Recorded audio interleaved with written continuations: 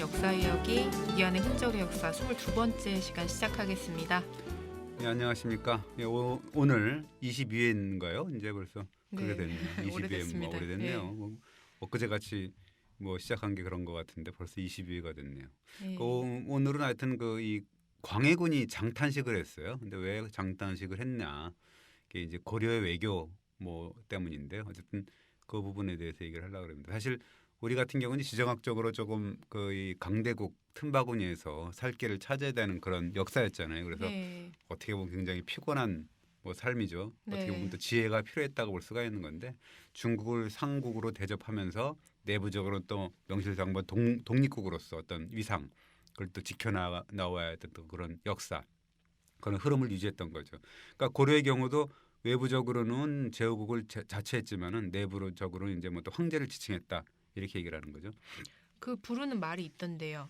그걸 이제 외왕 내제라고 그러는데요. 밖으로는 왕, 안에서는 황제 이런 뜻이죠. 내부적으로 이제 폐하, 태우, 태자 이런 태자. 명칭을 사용하고요. 그다음에 우리가 배웠잖아요. 천수, 네. 광덕, 준풍, 태평 이런 연호, 네. 연호를 사용한다는 건 천자국을 의미하는 거거든요. 그리고 이제 사마는 물론이고 이제 탐나, 발해, 여진 이런 소국들을 번국, 그러니까 제후국이나 무슨 번국. 부영국으로 네. 이제 대접을 했다는 거고. 그렇지만 또 외교적으로는 중국을 갖다가 중국 중심의 어떤 질서를 인정을 하면서 후주, 송, 요, 금 이런 연호 예. 그 나라의 연호를 사용을 하고 책봉을 받기도 하고 그랬습니다. 어떻게 보면 되게 피곤했을 거 아니에요. 그러니까 네. 그야말로 피말리는 등거리 외교를 펼쳤다 이렇게 볼 수가 있습니다.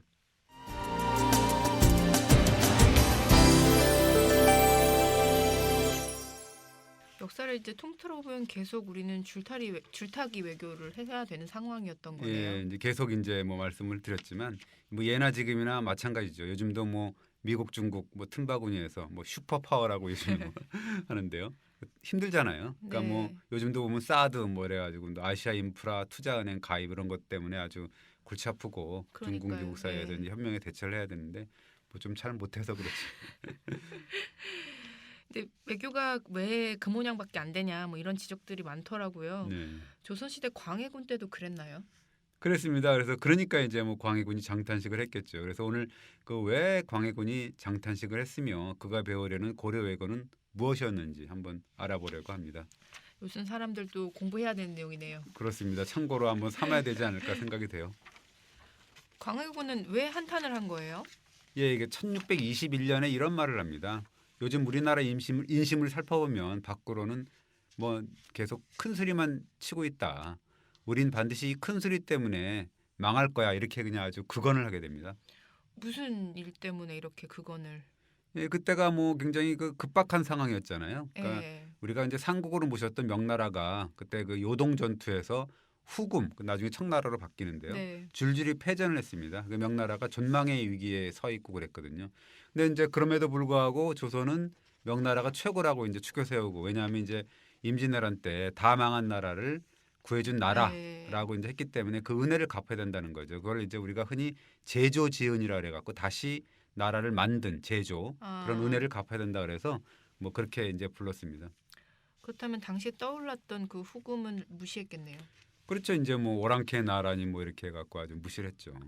그걸 가지고 이제 광해군이 한심하다 이렇게 얘기를 한 거예요. 그렇습니다. 이게 광해군 같은 경우는 이제 잘 알다시피 명나라하고 이제 후금 사이 어떤 등거리 외교로 굉장히 유명을 합니다. 그래서 그 균형을 잘 잡아야 된다라는 어떤 그런 생각을 갖고 있었거든요. 그래서 심지어 이런 말을 합니다. 명나라 장수들이 차례로 후금에게 항복을 하고 있고 네. 심지어 요동 사람들은 명나라 장수를 포박을 해가지고 후금군에 넘겼다라고 한다. 그 중국의 정세가 이렇게 급박하기만 한데 우리나라 네. 인심은 큰 소리만 치고 있다라는 거죠. 그러니까 얼마나 한심한 인간들이냐 이렇게 얘기를 하는 거죠. 그 광해군이 말했던 균형 외교, 등거리 외교라는 게 뭘까요? 그러니까 이제 이렇게 얘기를 합니다. 제발 고려 외교를 배워라 이렇게 얘기를 하죠. 이럴 때라는 게 명청 교체기거든요. 네. 그러니까 고려처럼 스스로 안에서 이렇게 강화를 하면서 밖으로 견제하는 계책을 쓴다면 나라를 보존할 수 있을 것이다. 그런데 우리는 너무 한심하다. 그러니까 무장들이라는 인간들은 모두 겉으로만 이제 싸우자고 해놓고 네. 막상 그 서쪽 변경에 가서 지키라 그러면은 죽을 곳이라도 되는 듯이 해서 안 간다는 거죠. 두려워하고. 그러니까 이거 또한 이제 고려하고 견주면 한심한 일이다. 너무 못 미친다 이렇게 얘기를 합니다. 그 광해군은 고려처럼 그러니까 고려와 같이 외교를 펼치면 난국을 헤쳐나갈 수 있다 이렇게 생각을 한 건가요? 그렇습니다. 이 광해군이 이제 고려 외교를 부러워하고 있는 것입니다. 고려의 외교는 저희가 잘 모르는데 어땠기에 그런 건가요? 예, 우리가 뭐 잘 알잖아요. 서희라는 아, 분은 잘 서희. 알잖아요. 그러니까 예. 우리가 그 고려 외교관들이 누구냐면 역사상 우리가 가장 성공했다는 외교관이라는 어떤 서희의 후예들이거든요.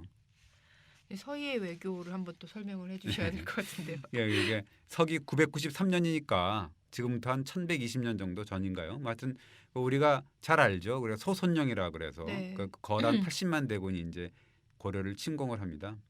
역사 교과서에서 배웠습니다. 이 거란군이 파죽지세로 쳐들어왔다는 내용이죠. 예, 처음에는 이제 쏜살같이 하여튼 서북방인데 황해도 봉산까지 쳐들어왔다 그럽니다. 그때 이제 그 이 서희가 내사실랑이라 그래가지고 차관급이었다는데요. 네. 중군사로 참전을 합니다. 그 서희가 이제 봉산군 지역을 구하러 갑니다. 어떻게 됐어요? 그때 이제 그 소손령이 이상하게 이제 침략을 그만두고서 고려를 침공한 이유를 이제 퍼뜨립니다. 계속 네. 이렇게. 그리고 몇 차례에 걸쳐서 하여튼 고려에 외교 문서를 보내갖고 항복하라 해서 항복을 종용하게 됩니다. 그 소손령이 말한 침공의 이유가 뭔데요? 이렇게 얘기를 하는 거죠. 거란은 이미 고구려의 옛 땅을 다 차지했다. 그런데 고려가 거란 강토의 경계를 침탈하기 때문에 정벌하는 것이다. 80만 대군이 짓밟을 테니까 속히 항복해라 이렇게 얘기를 합니다. 고려 조정이 난리 멘붕이었을 것 같은데. 예, 난리가 났죠. 그러니까 뭐 네. 빨리 항복하자. 그러니까 네. 아우성치는 사람들이 있었고 아예 그냥 서경 그러니까 서경이 평양이잖아요. 네. 평양 이북을 거란에 떼주고 하여튼 뭐 그러자라는 뭐 이 사람들도 있고 그랬습니다. 임금의 입장이 중요했을 것 같은데요. 근데 그때 이제 고려 임금이 성종이었는데요. 이른바 그 할지론이라는 게 했어요. 할지론이라는 게 땅을 떼주자는 거죠. 분할하자는 그런 의미 할지론인데 그걸 채택하자 그러니까 땅을 떼주자는 쪽이었어요. 그럼 어디까지 떼주자는 말이에요? 서경 이북까지죠. 그러니까 이 그러면서 임금이 서경에 창고를 열었다 그럽니다. 그래서 네. 백성들한테 곡식을 나눠줬다 그러죠. 그래도 곡식이 좀 남으니까 이게 이제 잘못하면 적군의 수중에 들어갈 수 있을 거 아니에요. 그래서 남은 곡식을 대동강에 던져버리라 이렇게 명을 했다 그러죠. 근데 곡식 뭐 쌀 같은 걸 이제 강에 다 빠뜨리는 건 좀 이상한 것 같은데요. 그렇죠. 이게 전통적으로 우리 동양에서는 백성은 밥을 하늘로 여긴다 이런 네. 사상을 갖고 있거든요. 그러니까 당연히 서희가 이제 손살을 치고 이제 막아섰습니다. 뭐라냐면 먹을 것은 백성의 생명이다. 어찌 쌀을 버리시냐. 차라리 적에게 줘라. 차라리 네. 오히려 강물에 던지는 거는 하늘의 뜻에도 맞지 않는다 이렇게 얘기를 합니다. 서희는 계책이 있으니까 나선 거겠죠. 예, 이제 상황을 냉정하게 판단을 해가지고요 정리해서 임금한테 간언을 하는 거죠. 어떤 내용이었어요? 그러니까 아까도 좀 이 얘기를 했지만 자꾸 거란의 행동이 이상하다는 거예요. 네. 그러니까 이상하게 진군을 안 하고 자꾸 항복을 강요하고 변죽만 올린다는 거죠. 그래서 수상했다는 거죠. 그래서 뭔가 이거는 협상 가능성이 있는 거 아니냐라고 보는 거죠. 그런데도 이제 임금이 계속 서경 이상을 떼주자 이렇게 할지론을 고집했다면서요. 예, 그렇습니다. 그러니까 이제 서희가 목숨을 건 이제 간언을 하는데요. 이렇게 얘기를 합니다. 발해가 망한 뒤에 북쪽의 땅 수백 리는 여진이 점령하고 있었는데 이걸 광종 임금, 광종이 누구예요? 과거 제도를 뭐 한 분이잖아요. 네. 그분이 찾아와서 이 가주와 송성이라는 어떤 평안도에 두 성을 쌓았습니다. 근데 네. 지금 거란이 침공한 이유가 바로 이 두 성을 빼앗는 데만 목적이 있을 것이다 이렇게 얘기를 하는 거죠. 그러니까 거란이 고구려 옛 땅을 운운하면서 큰 소리 치는 거는 어떻게 보면 공갈 협박에 불과하다라고 보는 겁니다. 그러니까 거란이 평안도 북쪽, 그러니까 뭐 가주, 송성 두 개 성을 원하는데 서경 이북까지 몽땅 내주면 안 된다는 거죠. 그렇죠. 그러니까 서희가 또 뭐라고 또 의미심장한 얘기를 하냐면 이 삼각산 이북은 고구려의 옛 땅이다. 절대 내줄 수 없다 이렇게 얘기를 합니다. 그러니까 고려가 고구려를 계승한 나라라는 걸 분명히 강조를 하는 거죠. 네. 그리고 이게 중요한 건 뭐냐면 한 번 땅을 내주면 계속 이제 거란이 요구를 하게 되고 그렇게 되면 또 계속 내줄 수밖에 없다 이렇게 얘기를 하는 거죠. 일단 한번 버텨보면서 협상의 여지를 살펴보자 뭐 이런 건가요? 예, 그렇습니다. 그러니까 지금 땅을 떼주면 영원한 수치가 됩니다. 임금님은 도성에 기다리면서 전투나 한번 해본 다음에 판단해도 늦지 않지 않냐. 좀 여유를 좀 가지시라 이렇게 얘기를 하는 거죠. 그러니까 서희는 섣부르게 할지 이렇게 땅을 나눠주는 게 아니라 전쟁을 장기적으로 이끌어서 협상에 임하자 이렇게 주장을 한 거네요. 예, 그게 정답인 거죠. 큰 소리를 쳤는데 서희가 믿을 구석이 있었나 봐요. 예, 있었습니다. 근데 당연히 그때 이렇게 보면 고려의 국방력이 사실 만만치 않았다 그럽니다. 그러니까 태조 왕건 이래로 이 서경 아까 얘기했던 평양을 북방기지로 삼고 주변에 이제 여러 성책을 쌓아가지고 방벽을 좀 단단히 해뒀다 그러죠. 예. 그 이후에 이제 정종, 광종, 경종 시대를 지나면서 꾸준하게 이제 영토를 넓히고 어쨌든 정종 때는 또 이 거란 침략을 좀 예상을 했다 그러죠. 그래서 예. 30만 대군을 이제 편성하기도 했다 그럽니다. 그러니까 이제 전쟁 준비를 착실히 해온 거네요. 그러니까 그렇게 거란도 쉽게 공격을 하지 못한 건가요? 예, 그렇습니다. 그래서 서희가 양명작전을 펼치자 이렇게 주장을 한 거는요. 장기전을 벌이면서 한쪽으로 협상이 임하자는 거죠. 그 주장이 네. 맞았다는 거죠. 고려가 이 반응을 보이지 않으니까 서선영이 자꾸 뭐 공격을 하고 그랬는데 이때 이제 고려가 그 공격을 막아내요. 네. 그러다 보니까 이제 기가 좀 꺾이고 그러니까 감히 전진할 생각을 못 하고 이제 계속 항복만 권유하게 됩니다. 임금이 이제 그제서야 가닥을 잡았겠네요. 그랬습니다. 그러니까 이제 임금이 대신들을 모아놓고 이렇게 얘기를 합니다. 누가 거란 진영으로 가서 세치의 혀, 이 세치혀라는 게 혀가 세치밖에 안 된다는 건데 예. 요거 말이잖아요. 말로 군사를 물리치고 역사의 긴 남을 공을 세우겠냐 이렇게 얘기를 합니다. 서희가 나섰겠죠. 고려사를 보면은요. 아무도 대답하지 않자 서희가 이렇게 얘기를 했다 그러죠. 부족하지만 제가 한번 해보겠습니다라고 손들고 이제 나섰다 그러죠. 근데 거란의 소손영도 만만치 않은 인물이었다면서요. 예, 그렇습니다. 그 거란 황제 경종, 예. 경종의 사위였다 그러고요. 그리고 이 송나라를 또 무찌르는데 아주 큰 공을 세운 인물이었다 그러거든요. 회담 전부터 이제 심리전이 대단했을 것 같은데요. 그게 이제 서희가 적진에 이제 먼저 들어갔는데요. 예.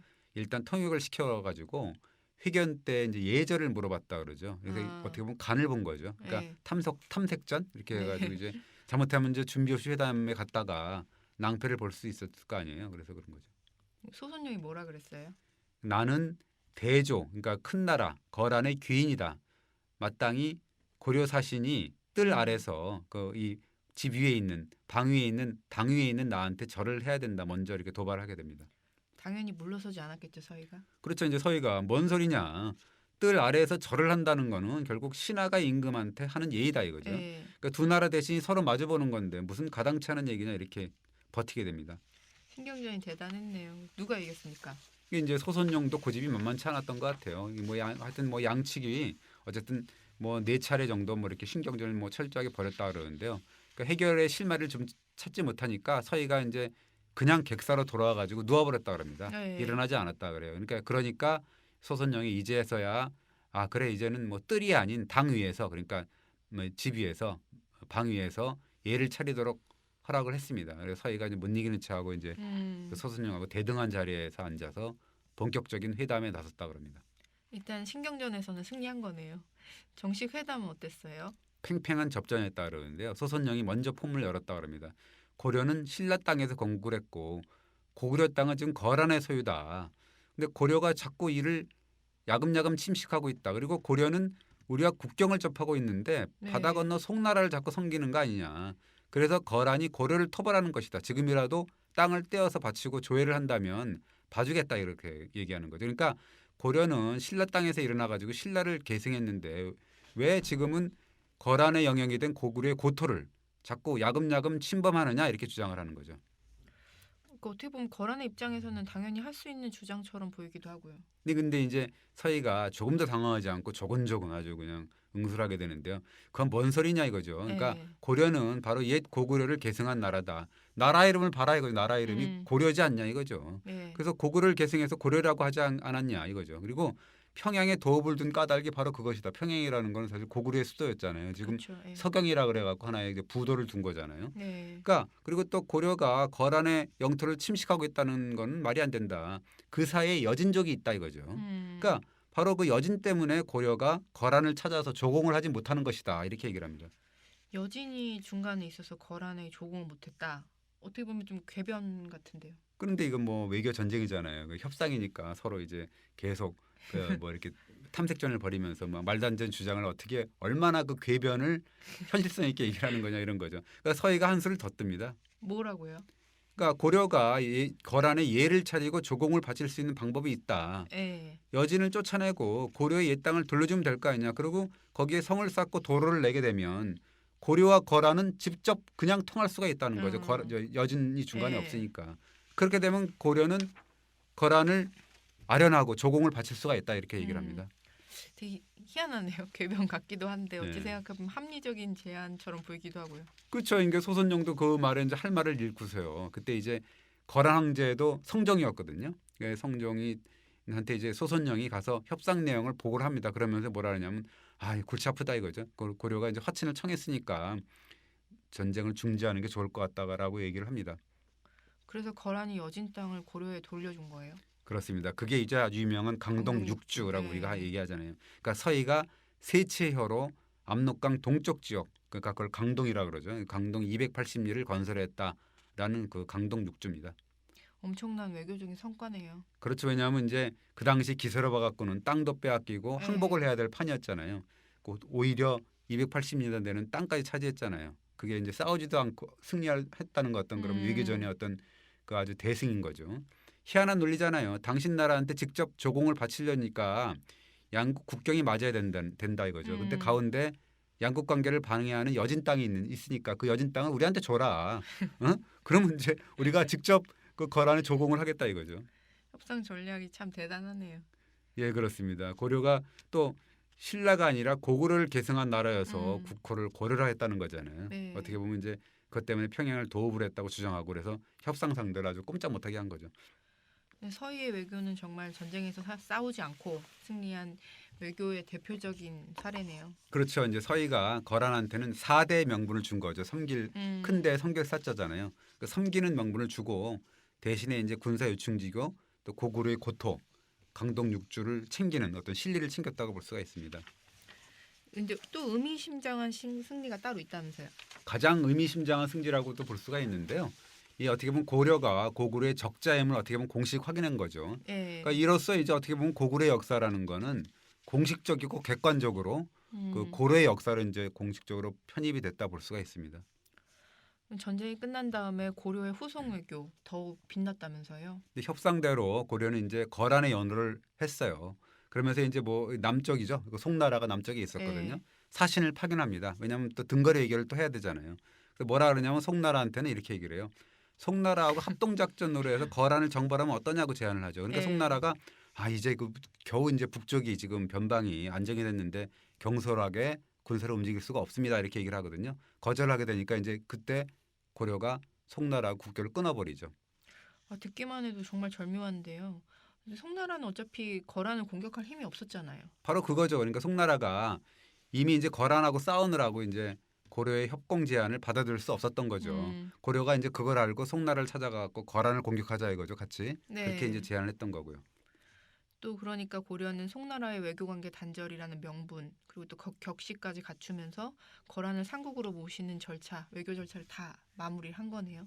그러니까 얼마나 치밀하고 노련한 외교술입니까? 밀사를 파견해가지고 송나라가 절대 받아들일 수 없는 어떤 무리한 제안을 함으로 해가지고 국교 단절의 책임을 어떻게 보면 송나라한테 돌린 거잖아요. 그런 외교술을 펼친 거니까요. 정말 듣고 보니 대단하네요. 근데 그 후에 몽골도 고려 때문에 또 속을 썩었다면서요. 예, 그게 뭐 어떻게 보면 서희의 명성을 이어받았다고 볼 수가 있는 거죠. 몽골이 어떤 나라예요? 사실은 그 세계 제국이잖아요. 네. 그러니까 그런 세계 제국을 그 몽골의 외교가 또 쥐락펴락을 했답니다. 근데 우리가 알고 있기로는 고려가 1231년부터 59년까지 약 30년간 몽골의 침략에 시달린 걸로 알고 있는데. 물론 그렇습니다. 이제 그 과정에서 이제 그 몽골도 고려의 어떤 능수능란한 외교 때문에 골머리를 썩였죠. 네. 애간장이 녹았다고 볼 수가 있는데요. 이 고려가 이제 강화도 천도 이후에 상황에 따라서 이제 몽골의 요구를 따르기도 하고 때로는 거부도 하고 그래서 시간을 질질 끌었습니다. 혹시 서희 외교처럼 항쟁과 교섭의 이중주 외교 이렇게 말해도 네. 될까요? 그렇습니다. 예를 들자면 어떤 일이 있었냐면 1231년 11월에 몽골이 이제 고려한테 강화도에서 천도하지 않으면 당장 쓸어버리겠다. 네. 육지로 올라와라 이거죠. 그러니까 질책을 하니까 고려 고종이 뭐라 그러냐면 다음과 같은 말로 이제 몽골을 주물러 버린다는 그런 표현을 하게 됩니다. 무슨 말인데요? 이렇게 얘기를 합니다. 전쟁으로 유민들이 모두 흩어지면 나라의 근본이 텅텅 비게 되고 나라의 근본이 비게 되면 누구랑 같이 공물을 마련해 가지고 상국이라는 게 이제 몽골이잖아요. 네. 상국을 섬기겠냐. 차라리 남은 백성들을 수습해 갖고 강화도로 들어가야 된다. 그래야 변변치 않은 토사물이나마 상국에 바친다 이거죠. 변방 신화의 명분을 잃지 않을 것입니다. 이렇게 얘기를 합니다. 그러면서 그 고종이 뭐라 그러냐면 어디 있든지 정성을 바치는 게 중요하지 않냐. 우리가 천도한 이유는 바로 상국을 잘 모시기 위한 것이다. 이렇게 얘기를 하는 거죠. 그러고 보니 말이 맞네요. 싸우려는 게 아니라 삼국, 그 몽골을 더 잘 모시려 천도했다는데 뭐라고 하겠어요. 그렇죠. 그렇게 그렇습니다. 고려의 이 핑계 저 핑계 외교는 역시 정평이 나 있었다면서요. 기가 막힌다 그러죠. 그러니까 예를 들자면 몽골이 고려한테 이제 강화도에서 빨리 나와서 육지로 천도하라고 협박을 합니다. 강화도 사실은 그 몽골 같은 경우는 그 아주 해협을 건널 수가 없거든요. 그래서 아주 네. 쥐약이라고 볼 수가 있거든요. 그러니까 이제 그 고려가 대장군 고열을 보냅니다. 고열이라는 사람을 보내가지고 몽골 장군이 그때 에쿠라는 사람이었는데 예. 육지로 환도할 수 없는 이유를 밝힙니다. 뭐라 그랬어요? 그러니까 고려가 몽골 황제의 뜻을 받들려고 이제 그 육지 그러니까 경기도 개풍 네. 지금 개성 인근인데 백마산 아래에 성곽과 궁실을 지었다. 근데 동북 방면에 보면은 수달 사냥꾼들이 있어가지고 무서워서 못 나가겠다는 거죠. 그래서 이제 육지로 못 나가는 건데 또 그런 상황에서 또 몽골의 대군이 쳐들어왔다는 거죠. 그래서 네. 황제께서 군사를 돌리시면은 내년에 고려 국왕이 신료들을 인솔하고 육지로 나가려고 합니다. 제발 군사를 돌리십시오 이렇게 얘기를 하죠. 수달 사냥부 때문에 육지에 갈 수 없다는 거예요. 처음엔 그렇다가 이제 또 몽골 군사가 철수돼야지 또 우리가 나가겠다는 거잖아요. 그러니까 얼마나 참 골치 아픈 그 외교입니까? 배짱이 대단한 거 네, 같아요. 그렇습니다. 몽골이 하여튼 계속 왜 강화도에 성을 쌓느냐 계속 질책을 하는데 그때마다 고려가 뭐라 하냐면 송나라의 공격한테 대비하라는 거다. 해적들이 노략질 때문에 그러는 거다라고 아주 이 핑계 저 핑계 가진 토를 다 답니다. 몽골로서는 정말 지긋지긋했겠네요. 네, 고려가. 그렇습니다. 예. 1250년대는 이런 일이 있었습니다. 고려 사신이 김수광이라는 사람이었는데 그때 몽골 황제가 헌종인데요. 그 몽골 군대의 철수를 강력하게 요구를 합니다. 그러니까 황제가 뭐라 그러냐면 너네들이 개경으로 환도를 해야지 철수하겠다라고 거절을 하게 되거든요. 그게 이제 김수광의 화술이 또 이게 또 절묘합니다. 뭐라 그랬어요? 이렇게 얘기를 합니다. 짐승이 사냥꾼을 피해 구울 속에 숨었는데 그 구멍 앞에 활과 화살을 가지고 기다린다면 사람이 피곤한 짐승이 어떻게 나오겠냐 이거죠. 그러니까 네. 육지로 가는 건 좋은데 가면 몽골 군사들이 기다리고 있을 거 아니냐. 예. 그러니까 이제 그러니까 이제 몽골 황제도 이제 기가 막힌 거죠. 그러니까 아이고 그래 네 세치의 혀가 이제 진짜 대단하구나. 그래서 군사를 철수시킵니다. 그러니까 그러면서 야 네가 참 정말 참 사신이다. 마땅히 두 나라는 화친을 맺어야 된다 이렇게 얘기를 합니다. 근데 어쨌든 고려가 28년 동안 버티다가 화친을 결정하는 거잖아요. 예, 그렇습니다. 그때 이제 그 고려 태자가 원정이었는데 그때 그 임금이 고종 임금이 예. 그 위독했다 그러죠. 그래서 대신 육지로 나가서 이제 몽골로 향하게 됩니다. 화해를 청하러 가게 되는 거죠. 몽골로 가던 길에 중요한 인물을 만난다면서요. 예, 그때 이제 아주 절묘하게 그 가는 길에 몽골 황제가 헌종이라 그랬잖아요. 예. 그 헌종이 죽어요. 그리고 이제 다음에 그 원나라 그 이 황제가 되는 세조 네. 쿠빌라이라고 그러죠. 우리가 뭐 흔히 배웠는데요. 쿠빌라이를 만나게 됩니다. 그 길에. 그러면서 쿠빌라이가 또 아주 기쁜 마음으로 고려 세자를 만나게 돼요. 그러면서 이런 말을 합니다. 고려는 만리밖에 나라고 당나라 태종도 옛날에 고구려죠. 네. 전 정보를 했는데도 항복시키지 못한 아주 골치 아픈 나라가 아니냐. 음. 그런데 이제 그 와중에 세자가 스스로 이제 화해를 청하러 왔으니까 이것이 다 하늘의 뜻이다 이렇게 얘기를 하는 거죠. 근데 그 와중에 고려에서 와병 중이던 고종이 승하한다면서요. 그럼 고려 태자가 자연스럽게 왕이 됐겠네요. 그렇죠. 이제 그 뭐 하여튼 쿠빌라이가 굉장히 기뻐한 거죠. 예. 뭐 벅찬신경으로 이렇게 얘기를 합니다. 넓은 하늘 아래 복종하지 않은 나라는 고려하고 송나라뿐이었다. 근데 이제 송나라도 거의 뭐 멸망 직전이다 이거죠. 근데 이제 그 제국의 품으로 고려도 들어오는구나. 조회를 하는구나 이렇게 기뻐합니다. 그럼 고려 세자에게 뭐 선물을 줬나요? 아주 중요하고 의미심장한 선물을 줬습니다. 이게 선신공세라고 볼 수가 있는데 예. 이렇게 얘기를 하는 거죠. 좋다. 고려만큼은 의관을 고려의 풍속을 쫓아서 아래의 모두 고치지 않아도 된다. 그리고 개경 환도는 속도 조절을 해도 된다 이거죠. 알아서 네. 하라는 거죠. 그리고 그 다루가치가 설치됐었는데 다루가치라는 게 총독이죠. 그렇죠. 예. 그걸 귀환시켜라 이렇게 얘기를 하는 거죠. 공치사 했겠네요. 그렇죠. 이제 쿠빌라이가 뭐라냐면 원나라에 조회한 나라가 80개국이 넘는데 고려처럼 우리가 예로 대접한 나라가 어딨냐 이거죠. 예. 공치사를 합니다. 그리고 고려의 제도와 풍속을 존중하겠다는 약속을 하는 거죠. 이것을 흔히 이제 불계 토풍이라 그래가지고 예. 토라는 게 이제 신토부리에서 그 나라의 그 나라의 어떤 토속 풍속 그걸 얘기를 하는 거죠. 그걸 고치지 않겠다라는 거죠. 불계 토풍이라고 하고 혹은 세조 구제 세조가 옛날에 이제 그 내린 어떤 그 제도 이렇게 얘기를 하는 거죠. 시체말로 보면은 세조의 유훈, 쿠빌라이의 유훈이라고 볼 수가 있습니다. 근데 고려는 이 세조의 유운을 두고 요긴하게 써먹었다면서요. 고려가 아까 얘기했듯이 어떤 나라입니까? 그러니까 하여튼 이 몽골이 네. 노골적으로 이제 내정 간섭에 나설 때마다 요 유훈을 들먹거렸습니다. 네. 예를 들자면 그 세조의 유훈이 발표된 지가 60년 정도가 지난 1323년에 충수강 때인데 네. 원나라가 이제 고려에 정동행성을 설립을 합니다. 정동행성이라는 게 사실 어떻게 보면 총독부 같은 그런 식민지 개념이잖아요. 그래서 고려를 흡수 통합하겠다 이런 의지를 밝혔죠.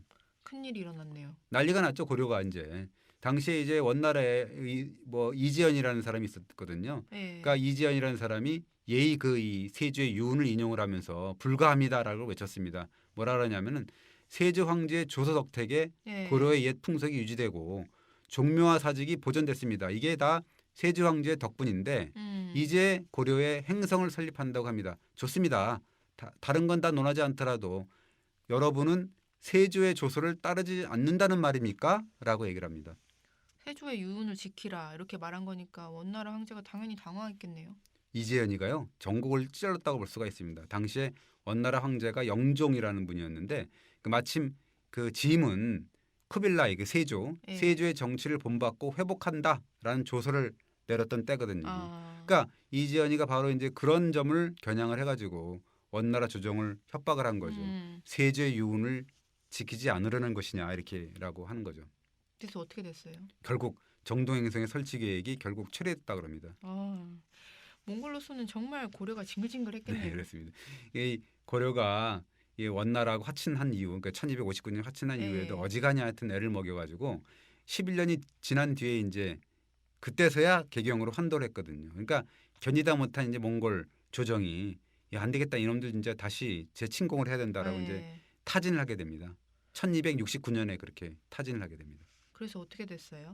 그런데 그때는 원나라 대신들이 불가론을 외칩니다. 고려가 지금 원나라에 조회를 하고 있지만 그 마음을 헤아리기 참 어려운 사람들입니다. 네. 만약 정벌이 실패할 경우는 국위가 손상되고 저들은 험준한 강산에 기대고 강화도에 이제 식량을 쌓아놓고 그러면 100만 군대라도 쉽게 함락시킬 수가 없습니다라고 얘기를 하는 거죠.